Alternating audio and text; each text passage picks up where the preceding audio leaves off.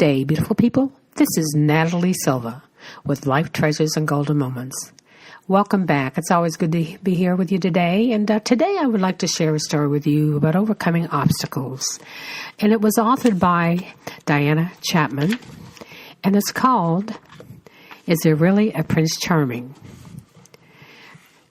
Real joy comes not from ease of riches or from the praises of men, but from doing something worthwhile. A lot of girls grow up thinking that a Prince Charming roams the skies and the plains, just waiting for that special moment to zoom into their lives, snatch them up, and carry them away from a world of shrouded gloom to one of white, wedded bliss. When girls flower into womanhood, they are always a bit shocked to discover they are Cinderella or Snow White, and the man they thought was Prince Charming really turned out to be Prince Claude. Marianne had lived a life like Cinderella, sweeping parking lots for $1 at age 8, trying to provide for herself and her baby brothers as her mother lived daily, tackling a mental illness. When she had just passed her teen years, she met the man she thought was her Prince Charming. She met him where she was a waitress, and he enthralled her. A musician with a successful band, he seemed to have the widest, most endearing eyes when he spotted her. And why not? She looked as sweet as Cinderella, blonde brown curls, emerald green eyes, and a face that echoed of innocence and love, which was really the look of an awestruck teenager. All Marianne could think of was, he loves me, he loves me, he loves me. And this was true at the time.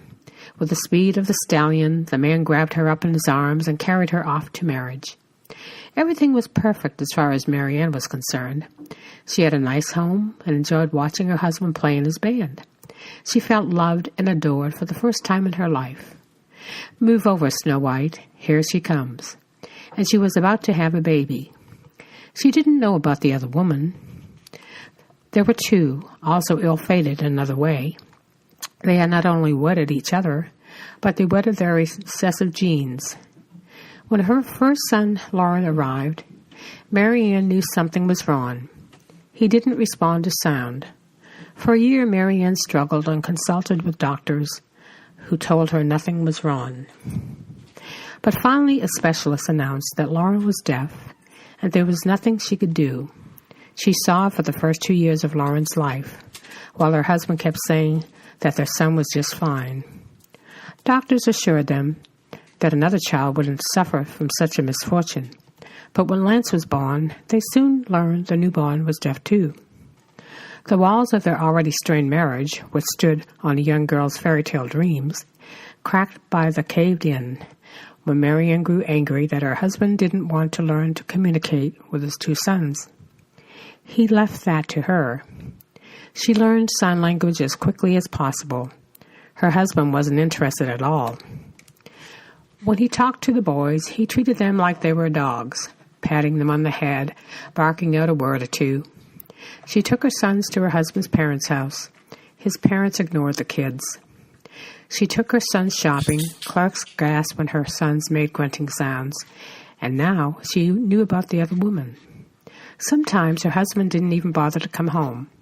Her friends quit calling her, and Marianne felt a bit loneliness. The stress and the loneliness began to destroy Marianne. She sucked down alcohol like it was water. She fed and clothed her sons, put them to bed, but refused to leave her home. She thought about slashing her wrist. Imagine when your friends and your own family don't bother to want to communicate with your sons, she explained. You don't have to know sign language. Kindness is a language. We all understand it. When you see a child like this, don't act shocked. Don't gasp and walk away. The message you send to a child is, my God, you're a freak. Reach out your hand and smile. Smiles, hugs, and kisses are what saved Marianne's life. Lance and Lauren's eyes were pools of adoration and love for her, a true love, the type Marianne had never experienced in her life.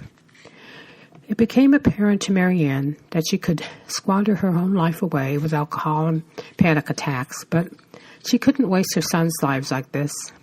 She buckled down and went back to school to earn a high school degree. She got a job with an insurance firm and saved her pennies. The better she felt about herself, the prouder she grew of Lauren and Lance. She started bringing them to visit with her coworkers, who showered them with kindness. It was time for her and her 2 boys to leave their house, cut ties with their father, and move on with their lives. One day, her 2 sons came with her to work, and when she walked into the office of the insurance manager, a man named Eric, she found Lauren sitting on his lap. Eric looked up at her, and the skies began to tumble. He said these simple words, "I feel like an idiot. I'd love to talk with your son. Do you know where I could go to learn sign language?" Marianne thought she would faint. Not a soul had ever asked her before if they could learn to communicate with her sons. She was shaking inside as she knew, and she explained to Eric that if he were really interested, she knew where he could learn. It seemed better not to believe him. But he showed quickly he wasn't kidding when he enrolled in the class and began to sign words for hello to her in a few days. When the kids came in, he took them for walks along the pier near their office. Often she went along and watched Eric, who was becoming a master of sign language, talk and laugh with her boys as no one else had ever done before. And each time her sons saw Eric, they brightened like the sun and the stars in the sky. She had never seen them so happy. Her heart twitched as though it were being strummed. She began to fall in love. She didn't know if Eric felt the same way until they left work together one evening and took a stroll out on the pier above the Pacific Ocean. He signed to her that he was in love and wanted to marry. Marianne's heart danced with joy. The couple moved into a small town and opened up a thriving insurance business. They had 2 more children, Casey and Katie. Neither of them were born deaf, but both learned sign language before the age of 5. And at the happiest moments of her life, Marianne would wake up in the middle of the night, her ear burning in pain, and she began to sob. Her behavior was unexplainable, but because she couldn't think of a time when she felt more loved or happy. Eric would run his hands across her hair, hold her chin, and ask her what was wrong. All she could say was, "I don't know. I just don't know." He held her for a long time. Weeks went by, and Marianne continued to wake up sobbing. Then, like a lightning bolt, she woke up knowing the answer. She cried to Eric, her knight in shining armor, that she wasn't doing enough to help deaf children in the world. She was supposed to help them find their place in society. She was supposed to teach the world how to communicate with these children. Eric wrapped his arms around her and said, "Let's do it." Together they formed Hands Across America. It starts with you, an organization that encourages the public to learn sign language and has started making educational videos that use both deaf and hearing children together.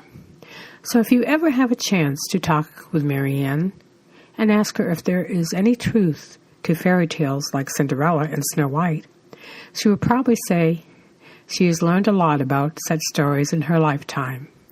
She'd likely to say, "There's sure a lot of Prince Claudes out there, but there sure are some awesome Prince Charmings, and there are really a lot of Cinderellas too."